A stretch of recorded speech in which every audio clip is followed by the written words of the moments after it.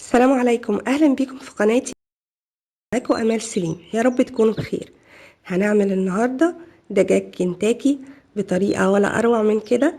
بجد هيطلع طعمه حلو جدا وشكله كمان زي كنتاكي، يعني خلاص الأولاد مش هيقولوا عاوزين دجاج كنتاكي. هتعمله لهم في البيت بتكلفة بسيطة. شايفة الكمية اللي احنا عاملينها دي كلها ما كلفتناش 100 جنيه.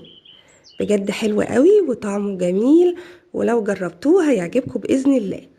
تعالوا نشوف هنعمل دجاج كنتاكي ازاي، وهيكون مستوي معانا ومن جوه كمان مستوي تماما، مفيش اي مشكلة.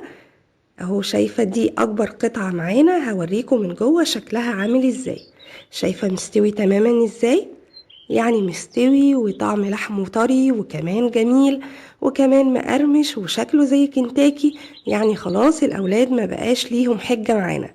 يلا نشوف هنعمل دجاج كنتاكي ازاي.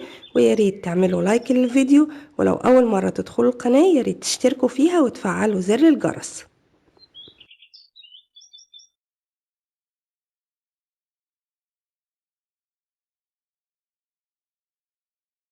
يلا نبدأ ونقول بسم الله. معايا 2 فرخة، وزن الفرخة كيلو و300. قطعت كل فرخة منهم 8 قطع بالحجم اللي انتوا شايفينه ده. هبتدي اعمل في القطعة كلها فتحات، كل قطعة ما تقلش عن 3 فتحات. الفتحات دي مهمة جدا عشان التسوية، وكمان عشان تشرب معايا التتبيلة.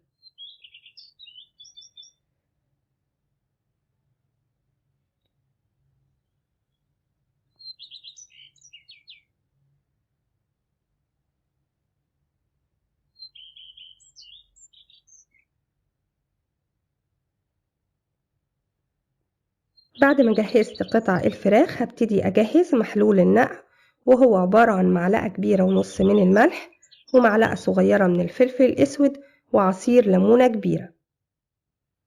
قبل كده عملت معاكم البروستد، ضفت عليهم 2 معلقة كبيرة من اللبن البودرة، وممكن تضيفي كوباية من اللبن، يعني يا اللبن البودرة يا كوباية من اللبن. لو مش متوفر هتعمليه زي ما انا عملته النهاردة كده.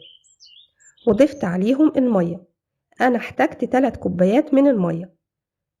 طبعا المية لحد ما تغطي قطع الفراخ، يعني لو احتجتي تزودي مية مفيش مشكلة، بس بتزودي الملح بتاعك او تظبطي الملح بتاعك. يعني دوقي محلول النقع، لما تلاقي الملح بقى مظبوط يبقى كده محلول النقع معاكي تمام. وطبعا لازم تغطي قطع الفراخ بالشكل ده وتدخليها التلاجة. انا سبتها نهار كامل، يعني من الصبح لحد الليل في محلول النقع.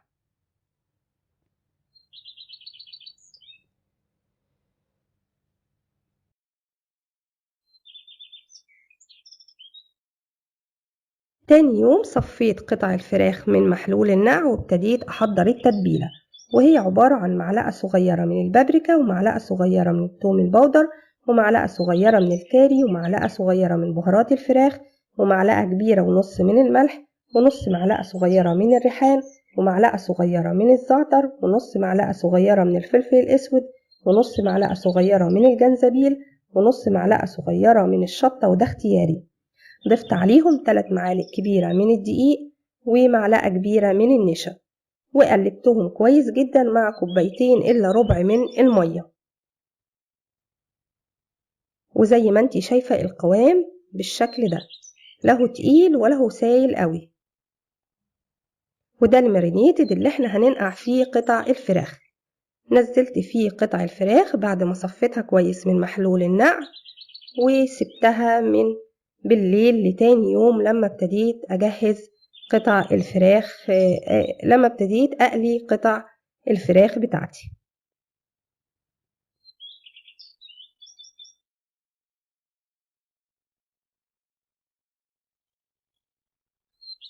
تاني يوم هحضر الطبقة الخارجية اللي هغطي فيها الفراخ قبل ما أقليها، وهي عبارة عن كوبايتين من الدقيق ومعلقة كبيرة من النشا.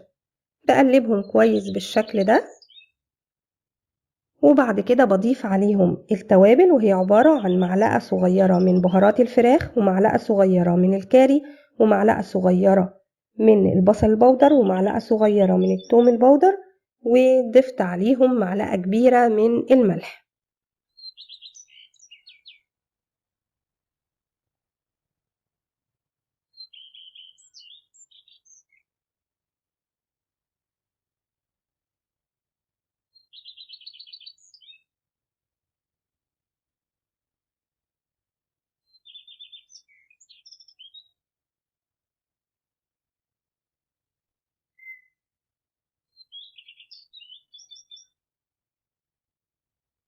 وقلبتهم كويس، وبعد كده بطلع الدجاج بتاعي من التلاجة. زي ما انتوا شايفين تاني يوم بقى شكله بالشكل ده.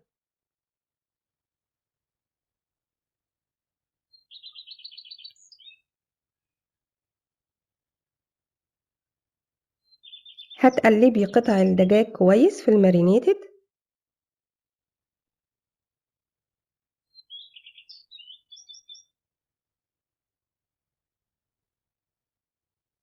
ودلوقتي هنبتدي نعمل الكفر الخارجي، والخطوة دي مهمة جدا لأنها هي اللي هتظبط معاكي الشكل الخارجي. باخد قطعة الدجاج بغطسها كده في المارينيتد كويس، وبطلعها على الدقيق، أغطيها كويس جدا، وأكون مجهزة مية ساقعة. يدوب بسقطها في المية الساقعة على طول، بطلعها مباشرة وانزلها في الدقيق تاني، وانفضها كويس من الدقيق واحطها على حاجة، وهكذا بالشكل ده بنزلها في الدقيق. وبطلع القطعة بعد ما اغطيها بالدقيق تماما، انزلها في المية الساقعة واطلعها على طول، وانزلها في الدقيق مرة كمان، وانفضها كويس جدا من الدقيق عشان تديني الشكل الخارجي. ما تستنيش لحد ما تعملي كل القطع بتاعتك. جهزي الزيت، ولما الزيت يبقى سخن جدا الكمية اللي بتعمليها نزليها على طول. يعني كل مرة تجهزي القطع بتاعتها، ما تعمليش قطع وتسيبيها عشان ما تلزقش وشكلها يتغير.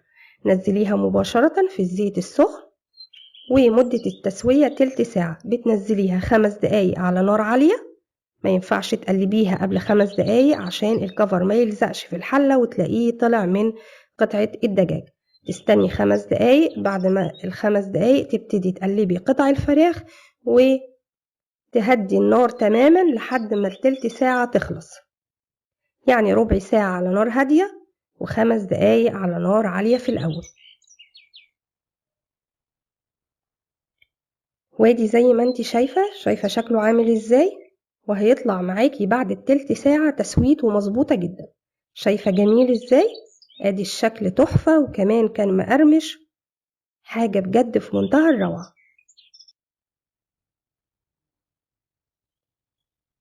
اهي شايفة كمان القطع الكبيرة دي، ما تقلقيش خالص، هتلاقيها مستوية تماما من جوه، والريحة كانت تحفة في البيت.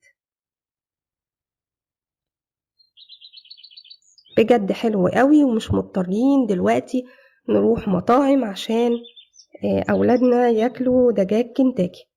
ما ينفعش في الظروف دي نوديهم مطاعم بره، أو حتى نجيب حاجة دليفري. الأفضل نعمل حاجتنا في البيت، وخاصة كمان لو الحاجة بالفعل طالعة حلوة وجميلة وأحلى كمان من اللي بناكلها بره. وهي زي ما انت شايفة كده الكمية بعد ما قالتها كلها، شايفة ما شاء الله طالعة ازاي. بجد الأكلة دي ما كلفتنيش 100 جنيه، سواء الفراخ أو الكول سلو، وهسيب لكم رابط الكول سلو أسفل الفيديو. وقدمتها كمان مع الكاتشب والبطاطس المحمرة.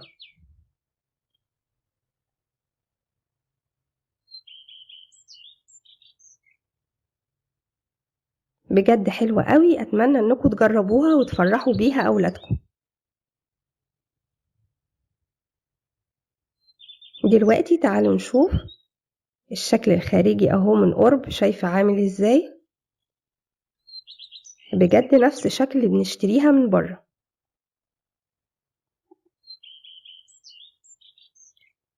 ودي كمان اكبر قطعة كانت معانا، هفتحها معاكم عشان تتأكدوا قد ايه من جوه التسوية مظبوطة جدا. لا فيها مثلا دم او لونها متغير ولا اي حاجة. شايفة؟ وكمان كان اللحم طري جدا، يعني مش لحم تحسيه شادد او حاجة. شايفة من جوه اهي، تحفة ومتطعمة بالتتبيلة. والكفر شايفة شكله عامل ازاي؟ بجد في منتهى الجمال. أتمنى لو استفدتوا النهاردة من الفيديو تعملوا لايك للفيديو، ولو أول مرة تدخلوا قناتي تساعدوني بالاشتراك في القناة وتفعلوا زر الجرس علشان توصلكوا كل وصفاتي. بحبكم في الله، أمال سليم.